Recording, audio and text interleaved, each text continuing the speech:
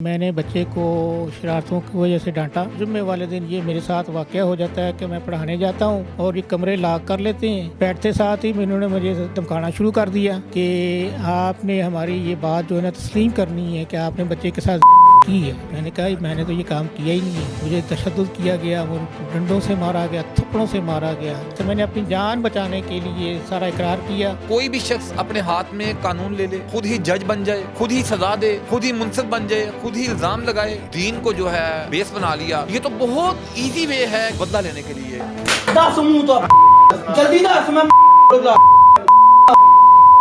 السلام علیکم جی، daily point کے ساتھ میں ہوں نعمان سلیحی۔ ناظرین، چند دن پہلے ایک ویڈیو وائرل ہوتی ہے جس میں دیکھا جا سکتا ہے کہ ایک قاری صاحب کو بچے کے گھر والے تشدد کا نشانہ بنا رہے ہوتے ہیں۔ بچے کو مبینہ طور پہ بچہ یہ کہتا ہے کہ میرے ساتھ قاری صاحب نے کی ہے، اور بچے کے اس بیان کو پیرنٹس نے اس قدر سیریس لے لیا کہ قاری صاحب کو without any proof, without any ثبوت اتنا تشدد کیا کہ قاری صاحب کی جو داڑھی مبارک تھی وہ کاٹ دی گئی، قاری صاحب کے بال کاٹ دیے گئے، برہنہ کر کے ان کی باقاعدہ ویڈیوز بنائی گئیں۔ قاری صاحب، کیا وہ واقعہ پیش آیا اور کس طرح سے وہ واقعہ اچانک سے آپ کے ساتھ اس طرح ویڈیوز بن جانا، وائرل ہو جانا، یہ کیا ماجرا کیا تھا اصل میں؟ یہ ماجرا یہ ہے کہ پیر والے دن میں نے بچے کو شرارتوں کی وجہ سے ڈانٹا، اور پھر منگل والے دن بھی میں گیا پڑھانے کے لیے، بدھ کو بھی، جمعرات کو بھی، اور جمعے والے دن یہ میرے ساتھ واقعہ ہو جاتا ہے کہ میں پڑھانے جاتا ہوں تو بچے تو نہیں آتے، لیکن بچوں کا باپ اور ان کا جو مالک مکان ہے یہ دونوں موجود ہوتے ہیں اور یہ کمرے لاک کر لیتے ہیں۔ اور میں پہلے تو نہیں کبھی دیکھا تھا، لیکن اس دن ڈنڈے بھی پڑے ہوئے تھے، بلے بھی پڑے ہوئے تھے، تو یہ چیزیں پہلے موجود نہیں ہوا کرتی تھیں۔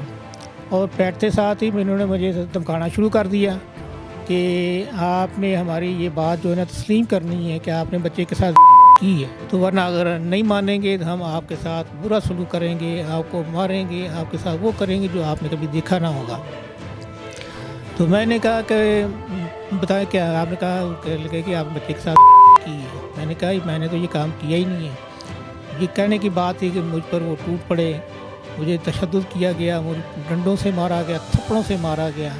دونوں نے میرے ساتھ پہلے تقریباً آدھا پونا گھنٹہ یہ کام چلایا۔ اس کے بعد پھر انہوں نے سامنے گھر والا لڑکا، عثمان نامی لڑکا، وہ بلا لیا، اور پھر تینوں نے مل کر پھر آدھا پونا گھنٹہ میرے ساتھ یہ انہوں نے وحشیانہ تشدد کیا۔ اس کے بعد پھر انہوں نے بچے کا ماموں ہے، اس کا نام سہیل نامی شخص ہے، اس کو بلا لیا انہوں نے۔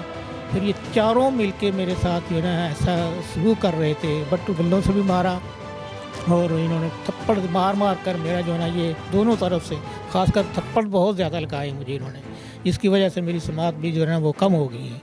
اس وقت کیا محسوس کر رہے ہیں؟ یہ جو سماعت والا آپ مسئلہ بتا رہے ہیں کہ کیا اندر کس قسم کی کوئی درد ہے یا کیا ماجرا کیا ہے؟ درد کوئی نہیں ہوتی، درد نہیں ہے، لیکن سماعت کم ہو چکی ہے میری۔ اور یہ تشدد کی وجہ سے پہلے صحیح تھی یہ؟ پہلے نہیں تھا، یہ اس کے بعد ہوا ہے۔ تو اس کے بعد پھر یہ مجھ سے اقرار بھی کرواتے ہیں۔ ظاہر ہے میری ایسے ہی جیسے انسان بھیڑیوں کے قابو میں آیا ہوتا ہے جنگل میں، تو اس کی وجہ سے میں نے اپنی جان بچانے کے لیے سارا اقرار کیا، اور پھر انہوں نے مجھ سے اسٹامپ بھی لکھوائے۔ اسٹامپ لکھوانے کے بعد پھر یہ میرے ساتھ جہاں جہاں میں جاتا تھا پڑھانے کے لیے، فی الحال رات کو میرے جو ہے نا وہ دو ہی تھے، باقی جو پڑھانے والے تھے ان کے گھر میں میں لے کے گیا ان کو، تو انہوں نے جا کر بتایا کہ یہ اس نے ہمارے بچوں کے ساتھ یعنی محلے میں آپ کی بے عزتی کرنے کی کوشش کرنے کا پروگرام بنایا۔ پھر جا کے انہوں نے کہا بھی ایک دو جگہ پہ، تو وہ یعنی کہ پھر راستے میں جب جانے لگے تو یہ کہنے لگے، جو سہیل نامی شخص ہے نا، اس نے کہا کہ اگر راستے میں کوئی حرکت کی نا آپ نے تو ہم آپ کو بڑا تشدد کرنا چاہنا پھر بنائیں گے، یا راستے میں ہی بنائیں گے۔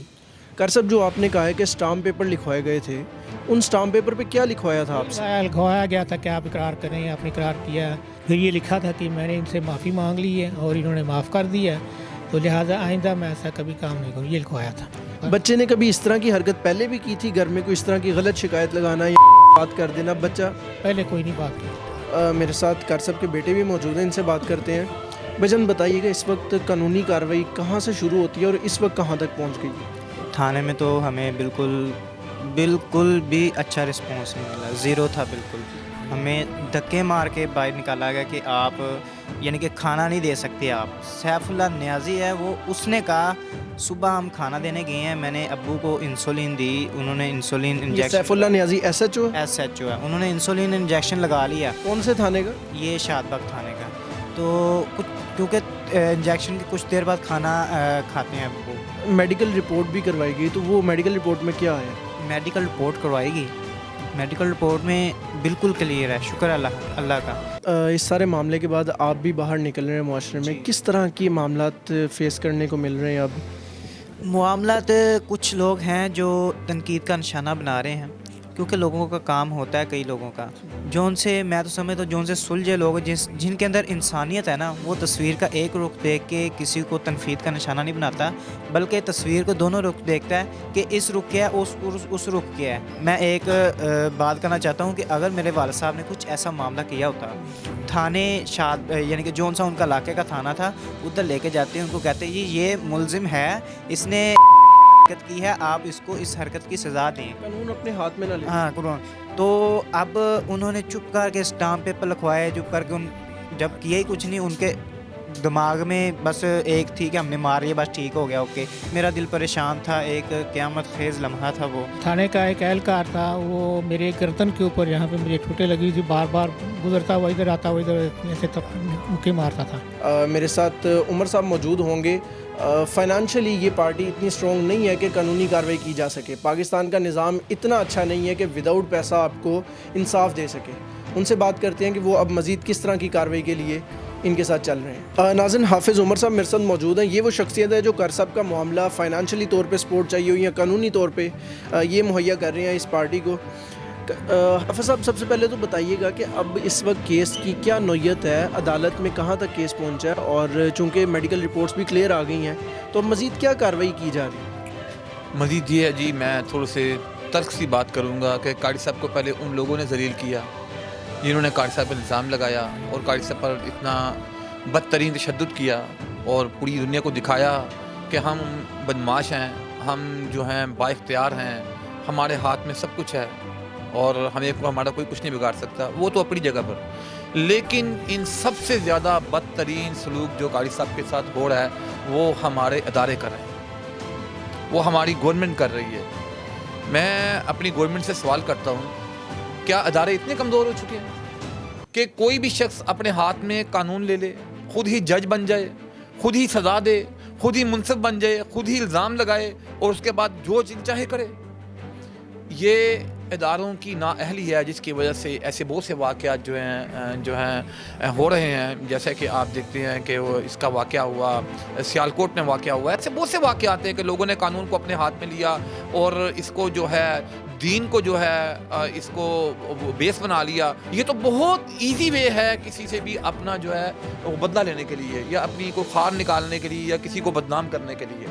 تو جب قاری صاحب نے, ہم لوگ قاری صاحب کی فیور نہیں کر رہے, میں نے اپنی تمام ویڈیوز میں یہ بات کہی ہے کہ ہم قاری صاحب کی فیور نہیں کر رہے. قاری صاحب کو بحیثیت انسان ہم چاہ رہے ہیں کہ قاری صاحب کو جو فیور بنتی ہے, قانونی بنتی ہے, ان کی معاشرتی بنتی ہے, ان کی روحانی بنتی ہے, وہ تو کی جائے. داڑھی کاٹی جا رہی ہے, چھوٹا جرم ہے. ڈنڈوں سے بیٹوں سے مارا جا رہا ہے کسی شخص کو اور اس کو وہ جو ہے اس کے کان جو ہیں ان کی قوت سماعت ختم ہو گئی ہے. اس کے آپ دیکھ رہے ہیں ویڈیوز جو ہیں ان میں ان کے کپڑے اتار دیے گئے ہیں. یہ تمام سیکشن جو ہیں وہ تو لگ سکتی ہیں. قاری صاحب کو جرم ثابت کرنا تھا انہوں نے, وہ تو نہیں ہوا, لیکن ان کا جرم تو ثابت ہو رہا ہے. جی, ہم اپنا حکام والا سے اپیل کریں گے کہ قاری صاحب کو جو ہے ان کی عزت تو جو چلی گئی ہے وہ تو نہیں مل سکتی, لیکن کم سے کم ہم ان سے ہاتھ جوڑ کر ایک درخواست کرتے ہیں حکام والا سے کہ ان کو انصاف دلایا جائے. ان کو ان جو مجرم ہیں, کیونکہ وہ ملزم نہیں ہیں, وہ مجرم ہیں, وہ ان کا جرم نظر آ رہا ہے, ان کا جرم پروف ہو رہا ہے, تو ان کو سزا دی جائے تاکہ قانون کے اوپر, قانون نافذ کرنے والے اداروں کے اوپر تمام لوگوں کا جو ہے اعتماد جو ہے وہ بحال ہو سکے.